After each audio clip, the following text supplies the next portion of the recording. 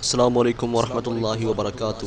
امید ہے مزاج بخیر ہوں گے۔ آج ہم بات کریں گے پاکستان کی۔ پاکستان جس کے حصول کا مقصد ایک ایسی ریاست کی بنیاد رکھنا تھا جس میں مسلمان لا الہ الا اللہ کو مکمل طور پر آزادی کے ساتھ نافذ کر سکیں۔ ان کا مقصد مستحکم معیشت، روزگار کے مواقع، رزق کی فراوانی، آسائشوں کی ریل پیل اور پی آر کی ہوہا ہرگز نہیں تھا۔ پاکستان ایک نظریے کا نام تھا جس نے بکھرے ہوئے مسلمانوں کو ایک کر دیا۔ وہ نظریہ کہ جس نے مسلمانوں کو ایک روشن مستقبل کے خواب دکھائے، وہ مستقبل کہ جس میں مسلمانوں کی نسلیں اسلام کے وقار کو مزید باوقار کرنے والی تھیں۔ پاکستان اسلام کا قلعہ بننا تھا۔ کیا آپ سچ میں سوچتے ہیں کہ پاکستان اسلام کا قلعہ ہے؟ اسلام ہے کیا؟ اسلام امن کا دین ہے، سلامتی اس کا ماخذ ہے، رواداری اس کا جز ہے، مساوات اس میں شامل اور بھائی چارہ اس کی جڑیں ہیں۔ لیکن کیا ہم مساوات پر قائم ہیں؟ بھائی چارہ ہماری رگوں میں دوڑتا ہے۔ امن پسندی کے اس قدر قائل ہیں کہ اپنے مخالف مسلک کی بات سننے کا حوصلہ تک رکھتے ہوں؟ اور کیا رواداری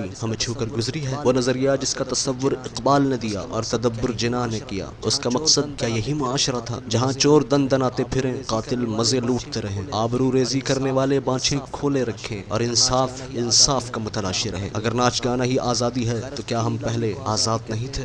غیرت کی نیلامی کو آزادی کہتے ہیں تو کیا پہلے اس کی روک ٹوک تھی؟ آزادی نعمت ہے، اس کی قدر کریں، ورنہ کشمیریوں کی آہوں پر کام دھریں جو 70 سال سے آزادی کے لیے گھلے جا رہے ہیں۔ فلسطینیوں پر نظر دھریں جن پر روز ایک قیامت ٹوٹتی ہے۔ پاکستان کا مطلب لا الہ الا اللہ تھا کہ اب بھی اس کی بنیادوں میں لا الہ الا اللہ کی صدا باقی ہے یا محض نعرے، دعوے، قسمیں اور تماشے رہ گئے ہیں؟ ہم نے آزادی کو چند چیزوں میں محدود کر کے رکھ دیا ہے۔ یوم آزادی پر جھنڈا لگا لیا، ہم پاکستانی، کیک کاٹ لیا، ہم پاکستانی، کمریہ لچکا لی، ہم پاکستانی، سائلنسر کھول دیا، ہم پاکستانی، سڑکوں پر ہلڑ بازی کر لی، ہم پاکستانی، آنکھیں سینک لی، ہم پاکستانی، ٹھرک جھاڑ لی، ہم پاکستانی، بغیرتی کا مظاہرہ کر لیا، ہم پاکستانی۔ کیا کبھی اس نام پر بھی غور کیا ہے کہ اس کا مطلب کیا ہے؟ Pakistan. Do you think this Pakistan is still پاک؟ یقیناً اگر ذرا سا غور کریں گے تو اس کا جواب نفی میں آئے گا، کیونکہ اس پاکستان کو ناپاک کرنے کی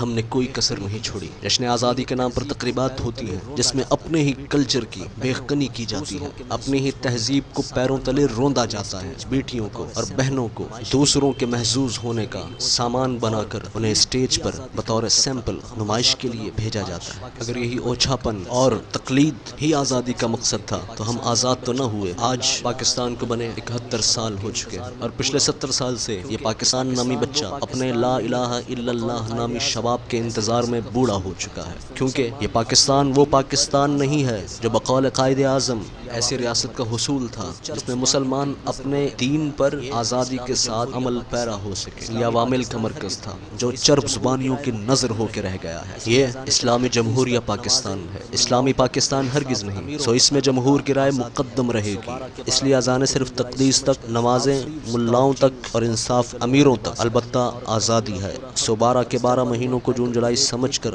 ہاف سلیوز، ٹاپ جینز اور کھلے گلوں والا لباس پہننا عورت کا پورا حق ہے، اور اس جلوہ نما پیکر کو دیکھ کر مست ہونے کی مرد کو پوری آزادی ہے۔ چونکہ جمہور کی رائے مقدم ہے، سو چکلوں کو باقاعدہ لائسنس جاری ہوتے ہیں اور شراب خانوں کو قانونی حیثیت حاصل ہے، جہاں میڈیکل سٹور سے زیادہ رش ہوتا ہے۔ جبکہ ان قطاروں کو دیکھ کر اس بات کا اچھی طرح سے ادراک ہو جاتا ہے کہ ہمیں دوائیوں سے کہیں زیادہ ان وائن شاپس کی ضرورت ہے۔ ہم نے پاکستان کو ایک دیگ کی صورت سمجھ رکھا ہے جس کا جہاں جب اور جیسے بس چلتا ہے وہ اسے صاف کرنے کے در پہ رہتا ہے، لیکن یہ تو ان شہیدوں کے خون کی نمی ہے جو اس کو آزاد کرانے کی مد میں اس دار فانی سے کوچ کر گئے، کہ جب یہ دھرتی قحط کا شکار ہوتی ہے تو وہ خون جوش مارتا ہے اور فصل پھر سے اگ پڑتی ہے۔ پاکستان وسائل سے مالا مال ہے، کون سی نعمت ہے جو اس پاک دھرتی میں موجود نہیں؟ اگر کمی ہے، فقدان ہے، کمزوری ہے تو وہ ہماری نیت کی۔ یہاں پر صرف خالص نیت اور سچی نیت کا فقدان ہے۔ جس دن یہ نیت ٹھیک ہو گئی، پاکستان اپنی اصل منشا تک پہنچ جائے گا۔ پاکستان زندہ باد۔